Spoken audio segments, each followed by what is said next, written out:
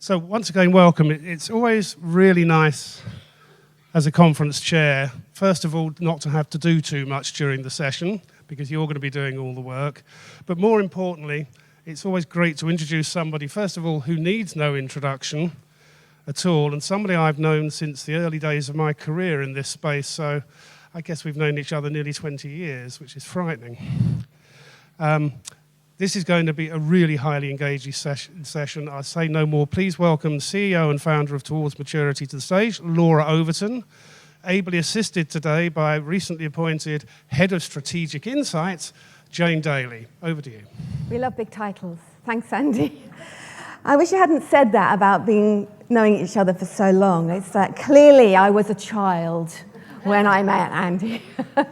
So my name's Laura Overton, those who don't know me. I head up Towards Maturity, and we are a company of analysts and researchers who are passionate about understanding how learning innovation can deliver business impact.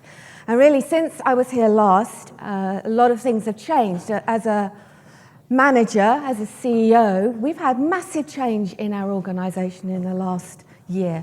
We've kind of almost doubled our head count. I've suddenly got into the zone of how do I get productivity out of my team? How do I get people connected? How do I help them learn? And it's amazing when you've got a lot of theory in your head and then having to put it into practice as a manager in an organization. So preparing for today thinking about how do we embed learning has been really kind of challenging for me, and I'm hoping together we'll be able to go on a journey. I'd also like to introduce my colleague Jane, because your background is different to mine. It's definitely different, and I'm definitely not as old as you either.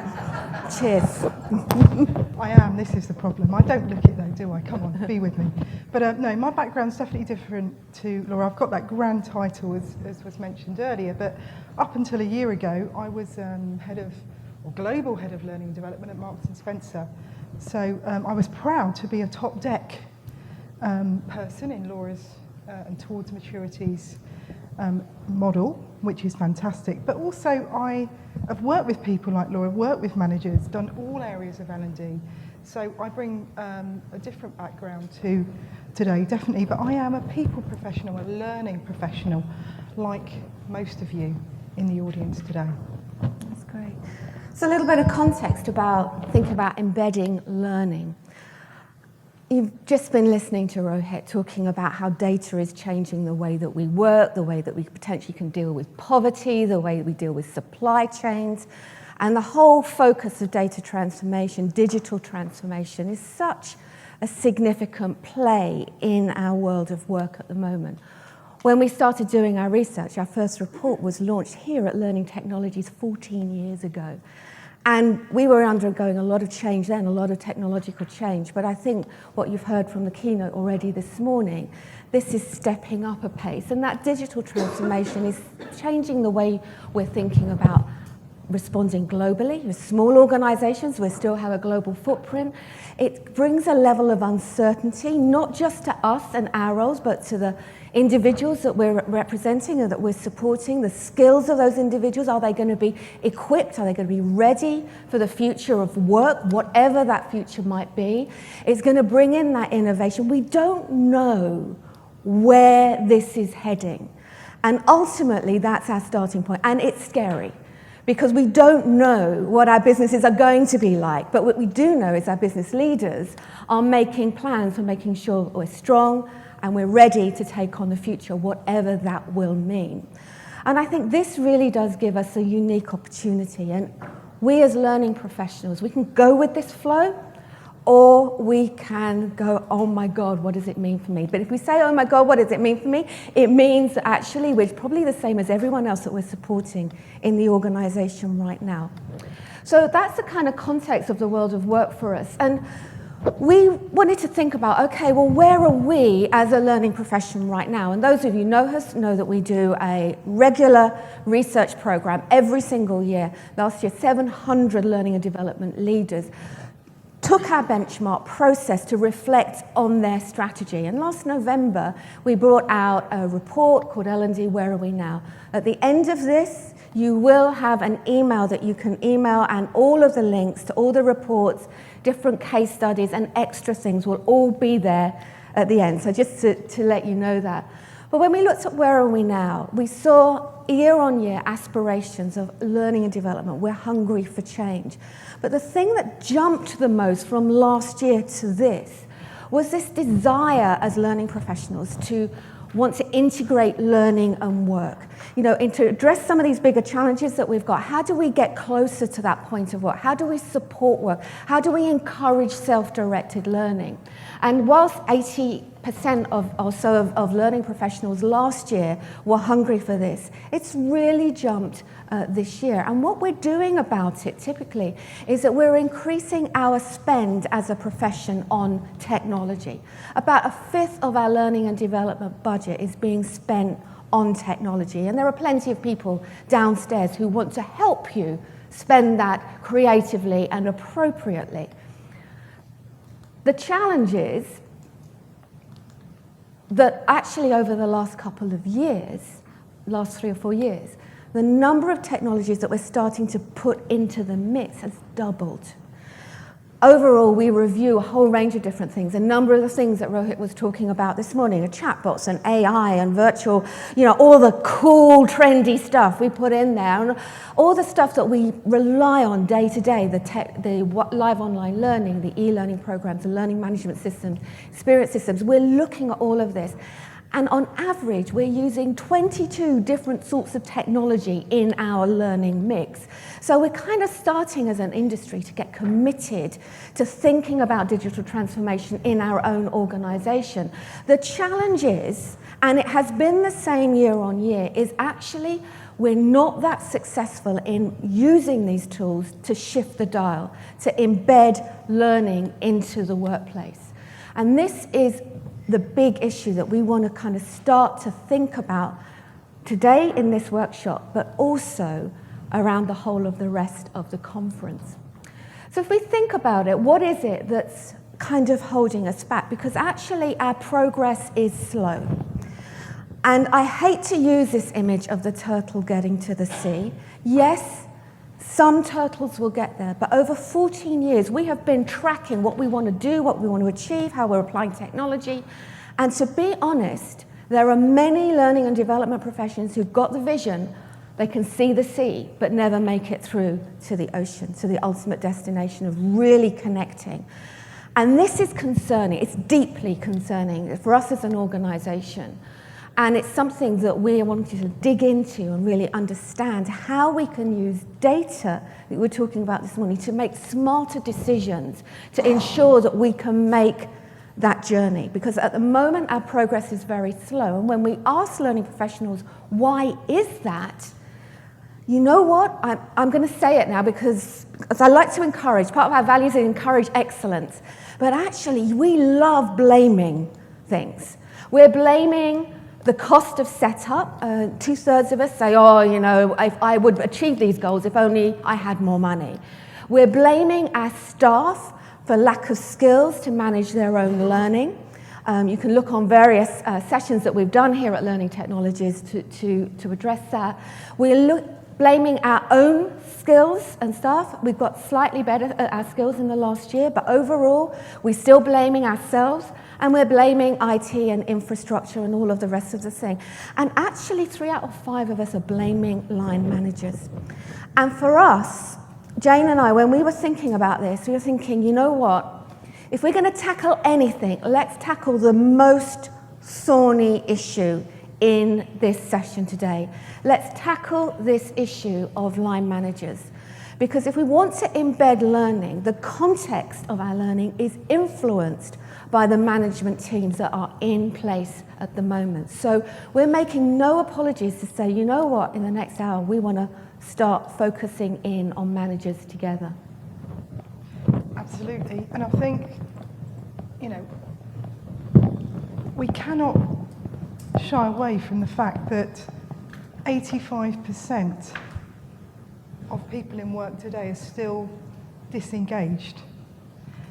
And that is huge. And that, like most of the figures that Laura was talking about earlier, it hasn't changed either. And I'm so excited when some of the new stuff comes out from the big guys that report on staff engagement, because I think this is the year it's going to change, and it never does. And actually, if we're real, it's probably getting worse because there's more organisations involved in these studies these days as well. So it cannot go on as it is.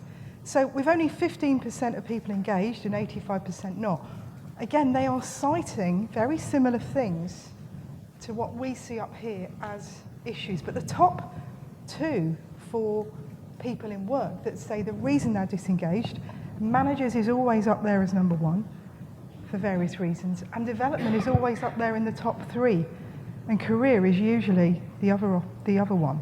So they're all sitting on the laps of people professionals and managers, and as we say, we want to tackle that today because we see stuff in our data that we really feel can move this for once. But we have to think about things differently. We have to think about things in a disruptive way, in a positive disruptive way.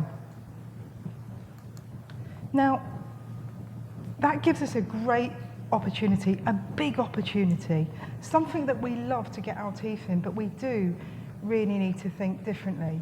And I'm actually really excited about the new research that we've seen, and the data that we share with you and what we're sharing with you today has come out of what's actually going on rather than things that we've made up. This is stuff that really is going on in the world of work, and we're really seeing patterns of how things can move forward.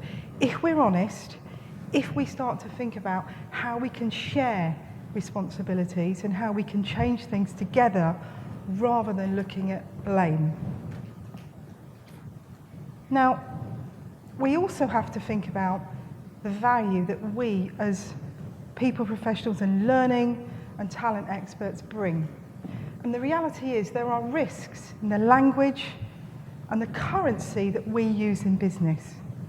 And the report that we launched last year, which we did two reports actually. The first one was around C-suite, and the second one was around new learning organisation. And these are free resources that you can go away and look at as many different case studies and data within there. So if you want to go and have a look at that, and we're really not going to go into loads of it, but it's clear that there's no surprise that on every thought leadership paper that leaders are saying L&D are not doing a good enough job for me. And my biggest worry and what's keeping me awake at night is talent issues and skills issues. And it's no surprise because these four areas of growth, productivity, transformation, and profit are the four critical levers of business. Not things that we at Towards Maturity have made up. This is the currency in business, what's spoken about in the boardroom. Actually, the only thing that's spoken about in the boardroom. All roads lead to these four. And we've got to now align everything we do in this language. Because when we do, look at those figures on the right-hand side. There's an incredible thing that we can do, is we can show that actually the activities of learning and development can actually achieve so much. They are incredible.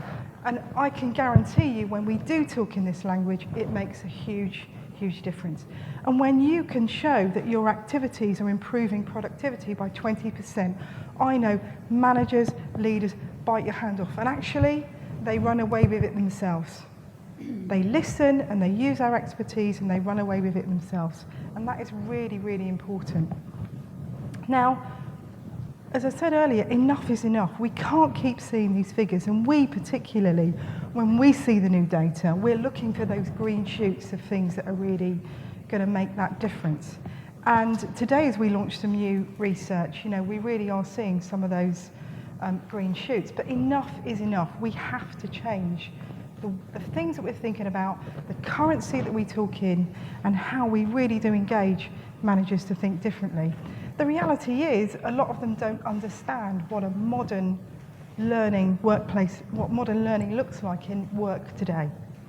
And with the gig economy and all the other things that we've got going on, it's no wonder that we've still got processes that were born out of the 1970s or even before that, and they haven't changed. And we have to really help people see that there are ways to create some of those amazing figures. Now, I mentioned earlier that at Marks & Spencer as Global Head of L&D, Laura and I were often on the same circuit, and I was proud to be a top deck person when I filled in the benchmark, not the first time, but listening towards maturity. But this really is a maturity model that works. There are many, many maturity models out there. But the other thing about our industry is analytics, data, and all of those things are being rammed down people's faces. And it's complex. It's very difficult to understand this stuff. It's not easy. What Towards Maturity does is make it easy. What we do is make it easy, and we put it all based on this model, because behind this is an incredible, reliable, validated, and trustworthy machine with 14 years of amazing data that tells you what works. So why go and do all of that yourself? That's what I would urge about this thing. This is an evidence-based model, and it absolutely works. I'm running workshops, I've done some last week, I'm doing some next week, where we use this model around benchmarking, and we do art of the possible conversations. And it is just incredible to see organisations transform based around this model. Well, when you look at it at face value, it looks very simple, but behind it is a very complex machine based on amazing analytics that work. So we've said that maturity matters, and it absolutely does. And the great thing about it is when we do the study and we look at, well, what are the barriers that we've just spoken about, and what are the benefits that we're getting, what we see based on the maturity model is that the more people do the things that we show within this data, the less barriers they see. And the more benefits they see. Why wouldn't you want that? And when we share this as leaders and managers, why wouldn't you want it? Because everybody will bite your hand off. And the stuff is there to help all of us shift significantly and sustainably, not quick fixes. As Laura said, it is incredible, these amazing technologies that are at our fingertips, but there's a lot more thinking that needs to be done rather than just focusing on a particular technology itself. Laura? Just to say that when we look at this, the top deck organisations are people like us. They're people of all sizes, all countries, all sectors. So these organisations are achieving amazing benefits, who are getting their learning embedded, who are reducing management reluctance, who are increasing learner engagement, who are delivering growth, productivity. They are people like us. So this isn't something elusive that we can't get to, but it is something that's really critical. And I mentioned a paper called The New Learning Organisation, and we absolutely believe that the time is right. Not only do we believe it, and we've got the experience to share that, but what we do have is the evidence. Now, the model that you see on the right is our New Learning Organisation model. And this model was born out of the data and the things that we saw of things happening more successfully. Again, it is available as part of our resources, and it's a free resource for you. We launched it in conjunction with CIPD, and it's just had amazing success. And for us, we know that the core of what we do is our maturity model, but the outcome of what we do is that, it's around the new learning organisation. It's absolutely not a destination. It's not somewhere you get to and go, great, I'm here, I can retire, lock up and go home. That isn't how organisation development works, as most of you are aware. It's a culture, it's a living and breathing model that should, in our new world of work, continue to transform itself. As you all know, we need to get used to change. We need to be more agile. And it's really important that we just get used to that. That's just the way things are and going to increase. There is 6 characteristics And again, they were born out of the data. I'm not going to read all of these to you. They are in the paper, and there's a lot of data and research around what we've got there, and we've got case studies to show of people that have moved towards this. And for us, in order to be ready to do this, as I said, it's not a destination, but what it is it's thinking differently and aligning what you do in terms of your strategy, your tools, your tactics, your thinking, your upskilling of the L&D, directing it towards this place. But in order to do that, you have to be ready, you have to be agile, you have to be responsive, and you absolutely have to be ready for change. I think the interesting thing about this model here is the role of managers, because what brings together this sense of being embedded, where learning is embedded in the way that we think about our organisation, it's embedded in the way individuals think about it, it's embedded in the way that managers think about the organisation, that we are ready to carry on learning and unlearning. And it means we have to have a shared purpose. Managers, learning and development, individuals, we have to start to think about creating that ongoing holistic experience. When someone joins the organisation, how do I get up and running fast? Where is my career going? How do I duck? How do I dive? How do I move with the organisation? How do I grow? How do I leave the organisation? Learning is embedded within all of that. How do we have that ecosystem where we're connected and we know who knows what and how to get there? That's critical with the managers as well. How do we use technology? How do we get that continual engagement where we're constantly learning from each other's experience?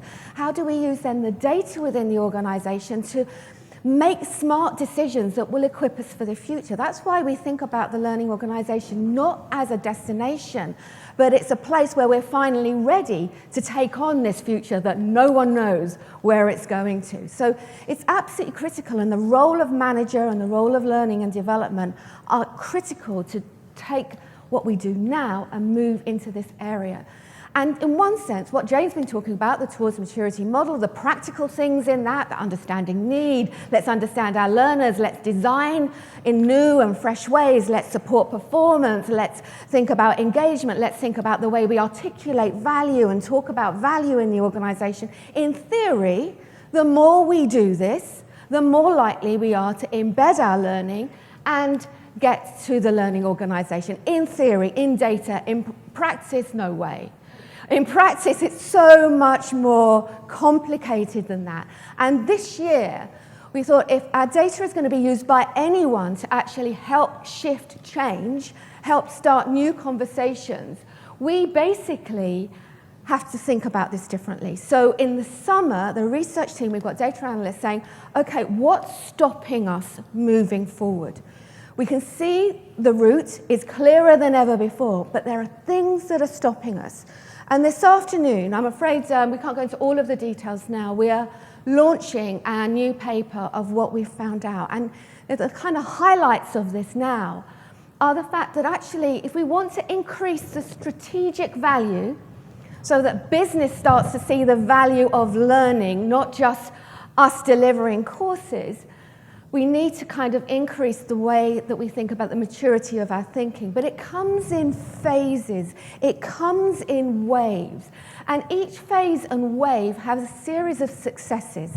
It has a series of things, actually, I've got it, I'm working, I'm going to speak at Learning Technologies, I'm going to speak at the conference downstairs, this is it, I have arrived. But also at each stage, there comes a point when we're looking at the analysis of the data of I'm frustrated, I can't do it, things are going wrong, and what we need to do is we need to understand what the next phase is doing in order for us to make a counterintuitive jump, because often our successes are holding us back. And the new report really looks at this in a lot of detail.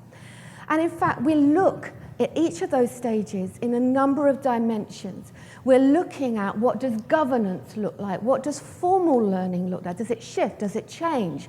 It doesn't go away. Those top performing organizations have not scrapped their programs, their prospectus, their portfolio, but it's shifting in the way that it works, and it's shifting in the way that managers are involved with it.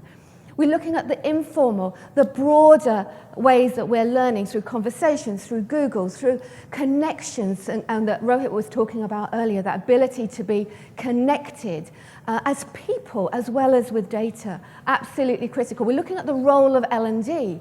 We're looking at our role, our skills, what we need to be doing. Do we need to shift? We're looking at the role of the individual. We're looking at the role that we expect individuals in our organisation to take in this new learning organisation. And we're looking at the role of the manager. So in all of the training and all of the research that we've done in this new report, this is where we're coming up. And let me just introduce you to the stages very briefly. And by the way, in your conference pack, there is a summary of these findings. So you can look at that later. She says with everyone probably rummaging in through their conference pack. The first phase we see, we're calling it optimizing training. At this phase, where we're seeing people being successful, about 70% of their learning is being delivered by face-to-face. But we're starting to see successes. They're starting to use learning management systems. They're starting to use e-learning courses in order to deliver more training, particularly compliance, to different organizations. So there are successes here. And certainly we're saying, okay, it's not all just done in the classroom, but we're starting to see the role of managing learning and content to deliver, particularly compliance, is starting to kick in. And that gives us a number of successes. We see high levels of efficiency starting to come through on this. More people through more courses in less time. And that's important to us mainly, but it's not as important necessarily to the board. The next phase, we're starting to see people, rather than taking orders for courses and say, you need compliance, let me give you compliance, you've asked for this, let me give you leadership training, you've asked for this, you've always had this portfolio, and now I've given it to you today. We're starting to see in the next phase, us starting to be more aware of, okay, well, what are we trying to achieve? What are we trying to achieve in terms of productivity? We're starting to ask different questions. We're starting to design blends in a new and a fresh way. We're using a hell of a lot of technology at this stage.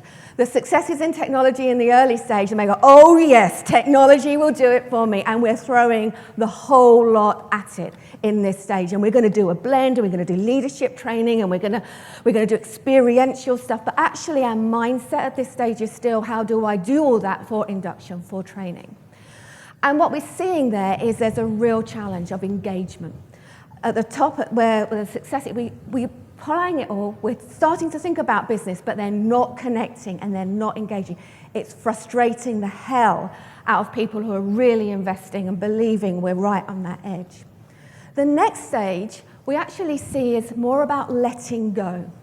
At this stage, what we're seeing is people are saying, maybe using slightly fewer technologies in the mix, but starting to say, okay, it's not my learning management system that's in control, but it's actually the learners that are in control. How do I make this frictionless? How do I start to give people permission? How do I start to put myself in the shoes of my learners, not just talk about learner-centric, but really find out what's working for them, and to leave behind what I feel was mine? This is a hard stage. This is a really hard stage of letting go and sharing that responsibility, because ultimately what we're starting to see in the final stage, that stage of the new learning organisation, is where there is mutual responsibility shared with managers and also with learning and development and individuals to get to that point. And we see management influence at each stage. At the first stage, basically, they're not involved. Yeah, we've got practically, it's 0% in the first stage who are doing things like linking through to their manager, equipping their managers with skills to help their staff to learn. So even though we're applying a lot of learning, the management involvement there is very low.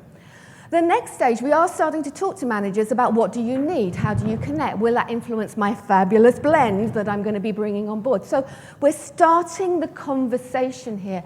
And the next stage, we're starting to see that managers are committed to on-the-job learning, not just sending people on courses. So we're really seeing a change there. And ultimately, we're seeing the difference here in terms of creating a culture of permission. Managers really creating that culture has completely shifted. So things like defining competency, only 1 in 5, right at the bottom level there are optimizing training, are defining competency with managers about what they're trying to achieve. Now, speed to competency is a critical thing for all of us, but we're not even defining it at that level. Over 70% are defining it at the new learning organisation. Defining outcomes, KPIs, what is it that we want to do differently as a result of someone engaging with us? 0% optimising training, rising up to 90, 80% at the new learning organisation level. What is it about creating a safe environment? We're kind of creating an environment where it's okay to work out loud, to share from mistakes. That really increases up to about 70 or 80% at the top level, from 1 or 2% at the bottom level. So we're seeing some real shifts, but making this shift is tough. And so what we're going to do in a moment, we're going to kind of share you a little bit of inspiration of what Jane's done, but I know that you have also done this. You've done little shifts where you've connected with managers, you've engaged with managers, you're making new decisions. And after Jane's case study, we're going to hand it over to us to share our own ideas about what we need to do in order to move up that curve. Jane, should I just pop it up for you? Yeah, absolutely. So, M&S, hopefully a few of you know who M&S are. I know a few of you in this room do, because I know you work there with me, which is exciting. But, you know, amazing global brand. A lot of people think you've got loads of money, you've got everything you want, but it's high, you know, it's high volume, so it's probably not relevant to me because I'm a tiny little company. Well, let me be really clear. In Marks & Spencer, you've got everything from a single job that nobody else does in the 100,000 people that work there, against a team of 85,000 of people that are customer assistants on the floor. And you've got everything in between. You've got no money anywhere, and yet you've got other areas that could be being transformed as part of the organisation where there is some more money because it's been built in a transformation plan. So there's everything going on. So I just wanted to lay that down, because there's often a perception that you've got whatever you want, there's loads of money and you can do what you want, and resource and technology and managers that do whatever you want, and it isn't true at all. And hopefully the people that connect with organisations like M&S or have been M&S totally agree. But there is ways to do it, there is ways to break through. And one of the things that I wanted to share with you about M&S is really thinking very differently, thinking about positive disruption. And I was brought into a conversation that was around big issues of our talent pipelines. And I'm sure all of you have had similar conversations. But the difference that was going on with this conversation is we were hemorrhaging talent, hemorrhaging people, and just getting it wrong on every level. Because when we did some root cause analysis, and we had to do this very differently and really look at, well, it isn't just about the, you know, the learning that's going on. Of course, managers were blamed, learning was blamed, the individuals weren't good enough, everything was blamed. But the reality is when we looked at it, we had to think very differently, and we had to think about how can we create something that, if we get it right, does impact growth, transformation, profit, and productivity. So that is the first thing that we had to do.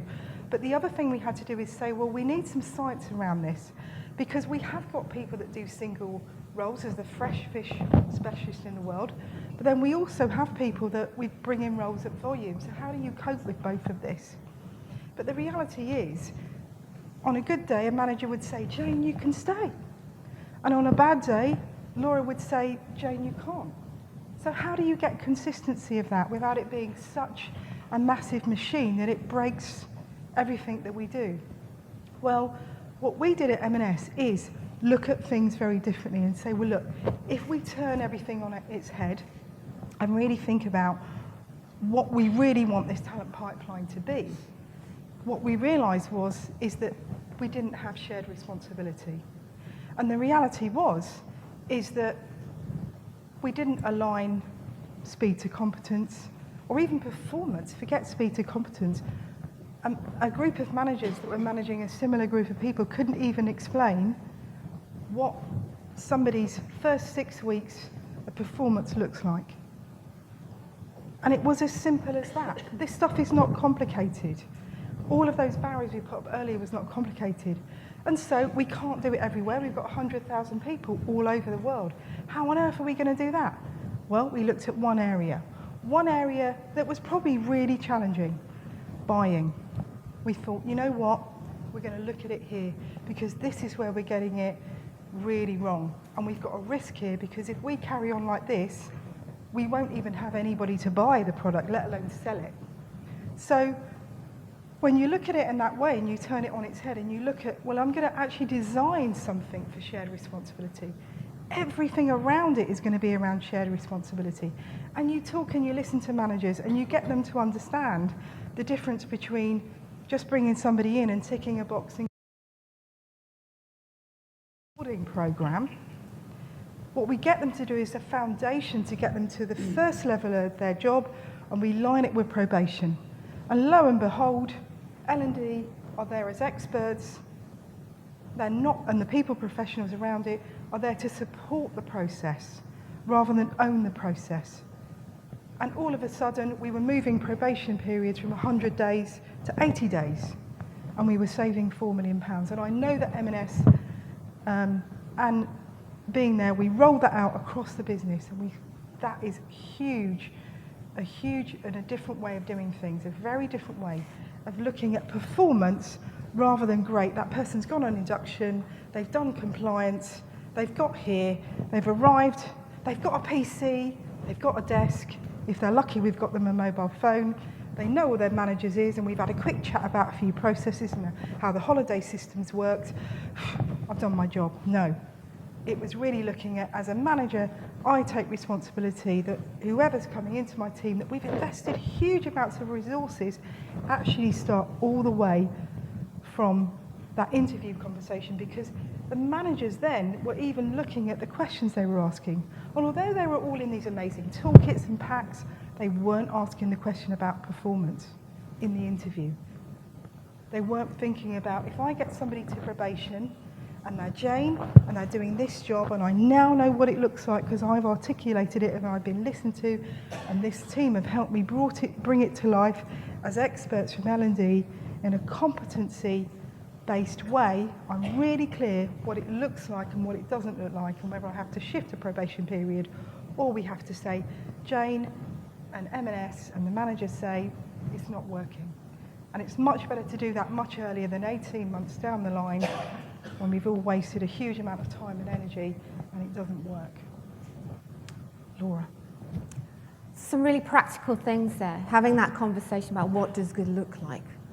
What do you expect? You know, these are conversations, they're practical tips to have. The fact that you started in one area and then that then grew the respect and the reputation of what you were doing in that one area. Practical things that we can do to change the conversation through with managers.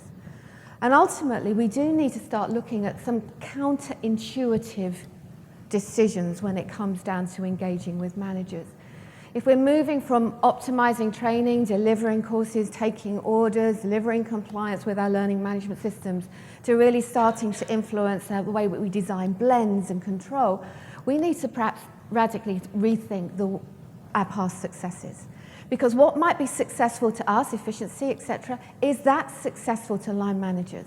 Is that the language that they are using? We might have to do something counterintuitive to us based on our successes at that level to be able to move forward. At the next level of taking control, moving into letting go, who's owning learning? In the organization, is it you? Is it them? Are we going to have to make a counterintuitive conversation to say, actually, we need to start saying, what's your role? How do we equip you? How do we help you help your team perform? And maybe some of the decisions that we make, if we have that conversation then, might be counterintuitive. And sometimes we have to rethink, particularly at this higher level, the counterintuitive things are around our traditions, our return on investment. Down here, because we're developing programs and we're developing blends, we feel the need, we have to do ROI, Brinkhoff, Kirkpatrick, Phillips, to be able to prove we have value. At this point, value doesn't come from what we're proving from our programs, but from the conversation that we have with the line manager, because we're sharing those responsibilities. And we have to rethink the silos as well. What do they expect from us? What do they expect from each other? And you know what? That takes courage. Whatever stage we're at with our journey, it takes courage to be counterintuitive. So what we wanted to do was to hand back over to you for the remainder of this session. On the tables, there are some cards. And we would like you to take the card, one card each, and personally reflect on how you could maybe connect with managers in a different way. We've talked about data, how we use data. We've talked about the way we use them in design. We talked about the way we define competency and performance, the way we equip managers, the way that we model change with managers. We show them what it's like in their own experience. Many things. So if you were 10 times bolder, what we would like you to do is to write down legibly on this card, has to be legibly and anonymously, what do you think is the most important action that you think you could take going back into your organization? Now, you probably placed yourselves on different parts of those curves, but what do you think is the one thing that you could do differently to be radical, to be counterintuitive, to do something bold, to start to connect with managers? It might be letting go, it might be taking something up, it might be talking to people in a new way. And we'd like you to write that on that card in a moment of reflection. And also, just a quick line, what's the first thing you're going to do in order to take that step? So we'd like to give you just a couple of minutes to think through your ideas, and if you're bold already, that's great. Just go one step further. If you're not normally, you might take a little step outside of your comfort zone. But let's write down some ideas that we think that we could do to connect and engage with managers. We've shared a few ideas now. I'm going to hand over to you just for a quiet moment to do that, and then we're going to stand up and we're going to do something with those ideas. Warning. That would be great. Thank you for sitting down right now. They're moving in. Thank you, everybody, for sitting down back in your seats.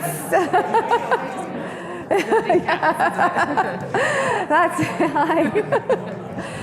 great. Now, there's no one here who says learning and development can't do data, because you know what? You've got 5 numbers on the back of your card. Add them up.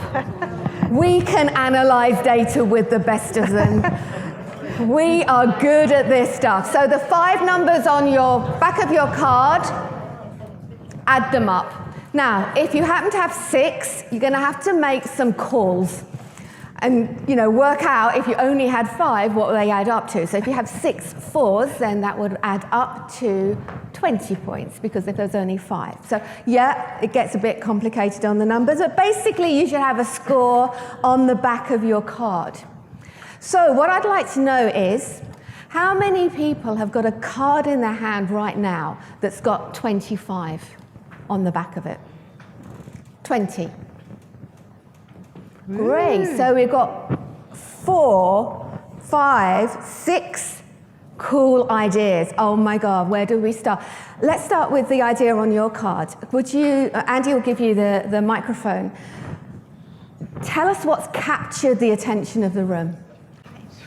This one is about pushing onboarding plans onto managers and making them more responsible for developing that onboarding plan. And that way it makes it a bit more real to them, and we completely understand their needs.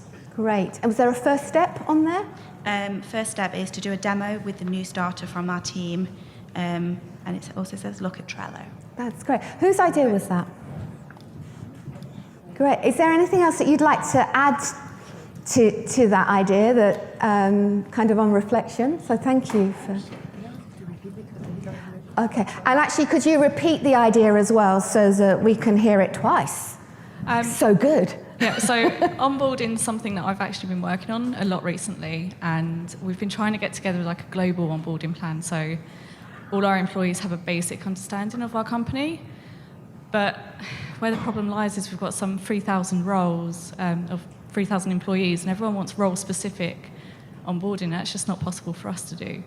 So if we can encourage managers to come together and sort of create learning plans for their employees, that could then be mapped to other roles, and that was somewhere where other managers could see that and then use the same materials. That would, give employees what they want and make it a lot easier for us as well. Great, thank you for that. Great idea about connecting and engaging. Having a central program. Jane, you talk a lot about having a prospectus of core things that we do, but then can be adapted and flexed by working directly with the manager to help them take that and make it work for them in their own organisation. So great idea there. Who else had a 20? Okay. Oh, this one. Yeah. Yes, it says action to engage managers, increased accountability for the development of learning program as a shared responsibility. With the first step is make managers a part of a project team to develop a learning program as subject matter experts.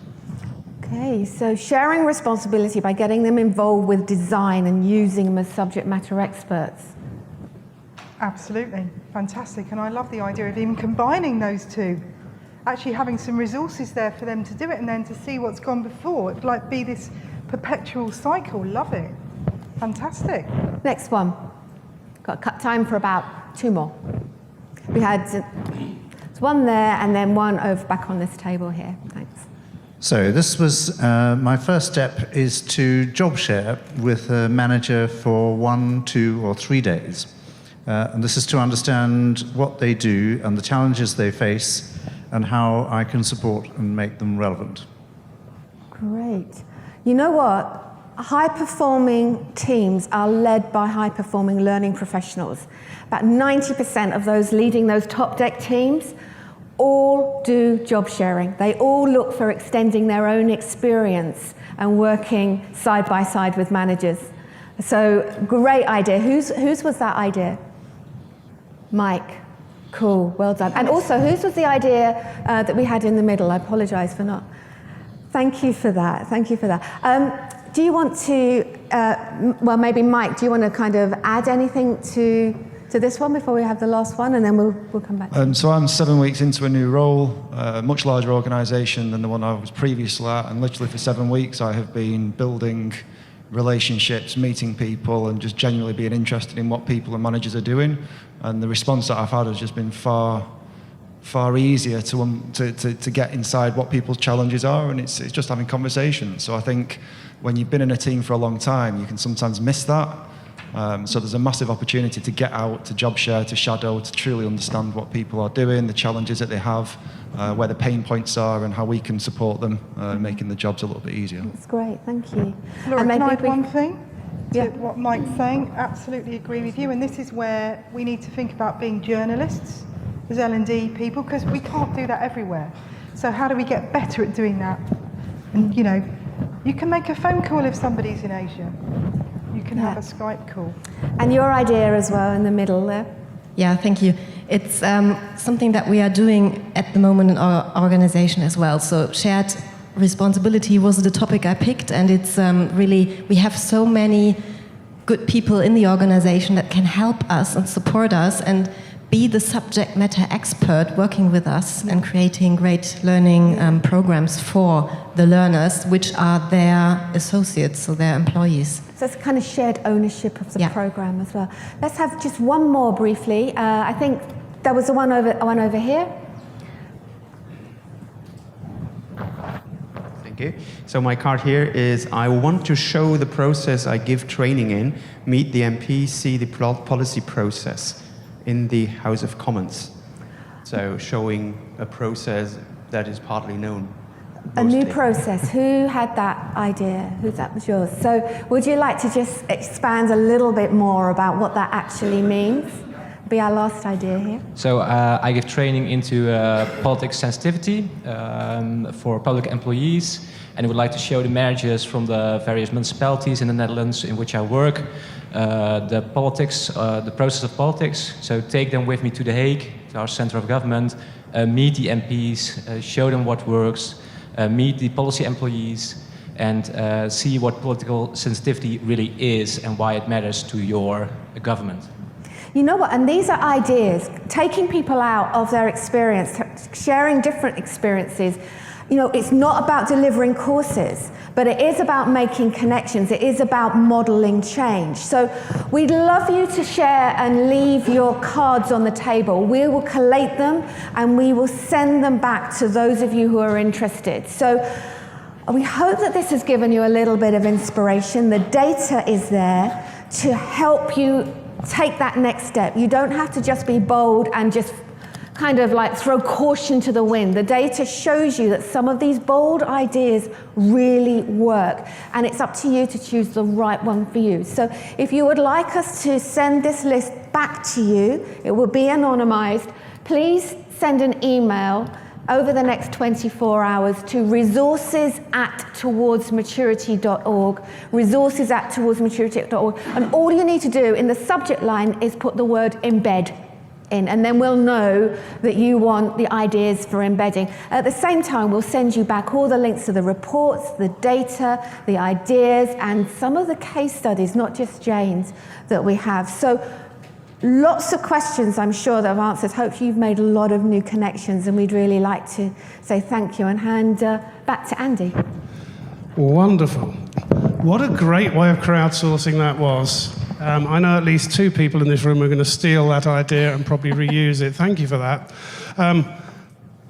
Don't want to keep you too long from lunch, but just one very, very important piece of news here is that if you wish to have any further dialogue with anybody from Towards Maturity, you'll be pleased to know that they're on stand H15 on the exhibition floor, which is right next to the working toilets. Thank you very much, everybody, and thank you very much, Laura and Jane. Thank you.